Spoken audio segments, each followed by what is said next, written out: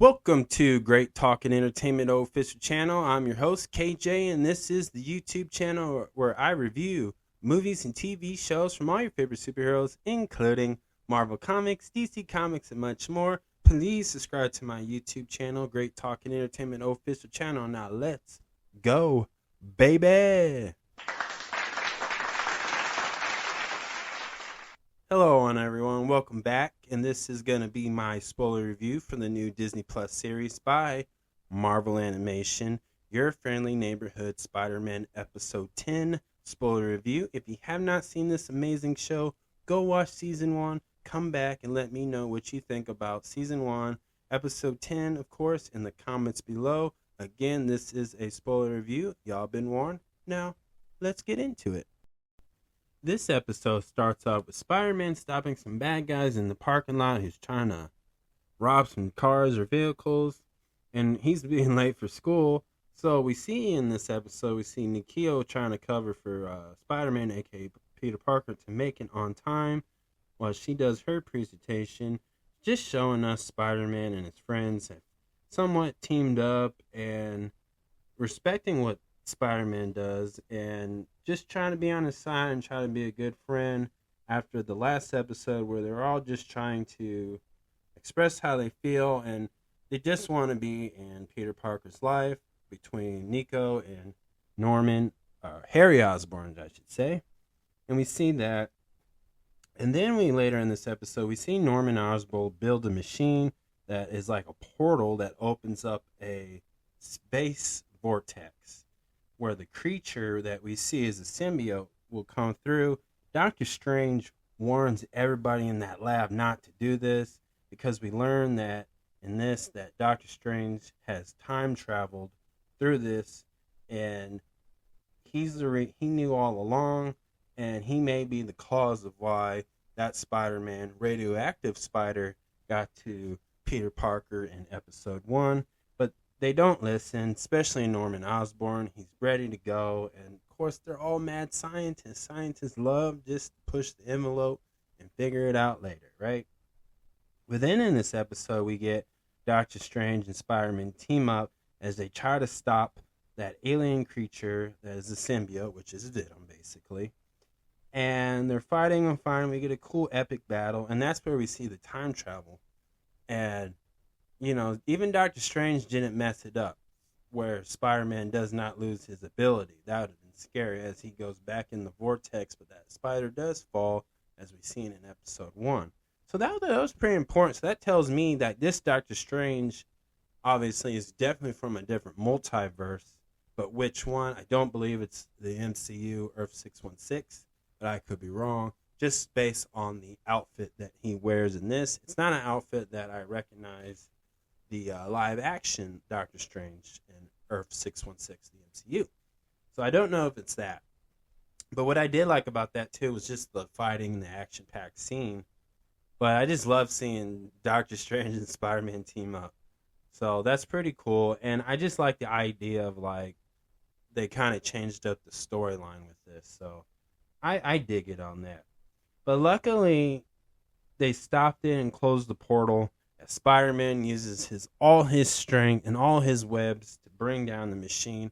Now, see, this seems like every Spider-Man, whether you're Miles Morales or Peter Parker, they're had to flex and use their superhuman strength.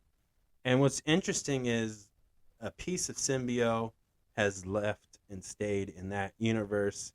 So I wonder if season 2 will see Spider-Man in the Venom outfit. Who knows? And with that being said, it was really good and I liked it because we've seen this battle and it just really makes you want to be, why you just love being a Marvel fan. It makes you realize how much this show is great and why this is definitely a reason why Spider-Man is one of my favorite superhero characters in comics and stuff. So I really into that. And at the end of this episode, we learn that, there's some things coming up in life that's going to happen. As Spider-Man and Doctor Strange have a heartwarming moment. And, Doctor Strange pretty much reassured Spider-Man that he's on the right path and he's going to be a true superhero where even the Avengers will accept him in their team. And another thing that happened in this episode, we learned that Peter Parker's dad is alive and he's in prison. Wow. And, there's comic books, Spider-Man comic books, where we learn that Spider-Man's parents were secret agents for S.H.I.E.L.D. And I'm pretty sure that's going to be played within that once they do season 2. And then we also learn that there's this female character that we've seen through the series so far. Finesse is secretly spying on Peter Parker and Norman Osborn and everybody for Daredevil. And we also learn that Lonnie has dropped out of high school, and he told his mom he's going to get a GED and stuff and go to college, but it looks like he's going to continue being the leader of the 10th Street Street Gang. And, his villain story continues. But at the end of this episode, we just see Spider-Man swinging in New York, and it was really good. I liked it. I like how this ended. Now Spider-Man is well established. They didn't. I'm really shocked that they didn't give Norman Osborn the Green Goblin / Hobgoblin outfit persona yet, but it's getting there, and I'm pretty interested to see that Harry Osborn is going to start his own company and his own internship and stuff. And I'm shocked, too, that he didn't get the Green Goblin or Hobgoblin gimmick either yet. I thought they would have went to that by now, but they have not. So that's pretty interesting that they didn't do that. I also like, too, that the fact that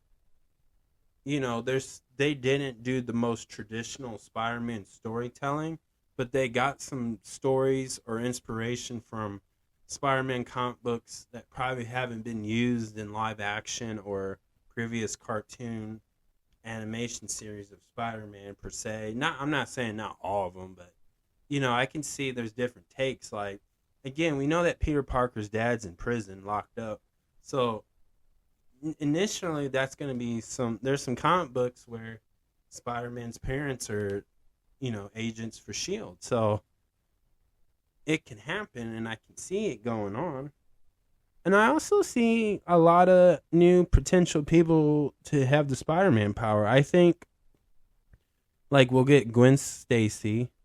I've seen some photos of those. I can see Cindy Moon, and I bet you that they'll have Miles Morales share the same universe as this Peter Parker, because I think that's still going to happen, because where did all those radioactive Spider-Man go? Spiders, I should say. Somebody has them, and it's probably Norman Osborn, but, you never know what they can do with it, and I'm really excited, because what I think about season 1 of Your Friendly Neighborhood Spider-Man is what I like is they're telling a really simple story, and they got more room because it's not connected to the MCU, but it tells a really good potential multiverse story where they're going with this, and I definitely can't wait to see what they do with next. And I like when they have characters like Nico, who is from the group, the Runaway group, and she's also part of the Midnight Sun. So there's always that, and we see she's got some powers and ability that's really interesting to see, and I hope we could see more of her suit up someday, and just to see Spider-Man interact with other Marvel cameos that we're all familiar with from the Avengers and more. So I definitely can't wait to see that. What a great season! I loved everything about it. I think this show caters to the die-hard fans, to the new fans, to the older, to the younger generation, and really great potential. I know they got season 2, but I hope they give more than 2 seasons. I hope they can greenlight to season 3. So What a great episode and what a great season. So if I had to give this 1 out of 10, I'm definitely giving this a 10. Like, really good, well done, and this is like a really good Marvel animation series. Like, this would be in my top 5 Marvel like Disney Plus series. Like, this is definitely in my top 5 for this year, and I love every bit of it. So what a great, you guys should definitely check it out. I want to hear your guys' opinion about this in the comments below. Let me know what you guys think. But that's my review, y'all. Thank you so much. Please subscribe to my YouTube channel, Great Talking Entertainment official channel. Subscribe, hit that notification button so you always be updated with all your latest content. Thank you guys, and peace out.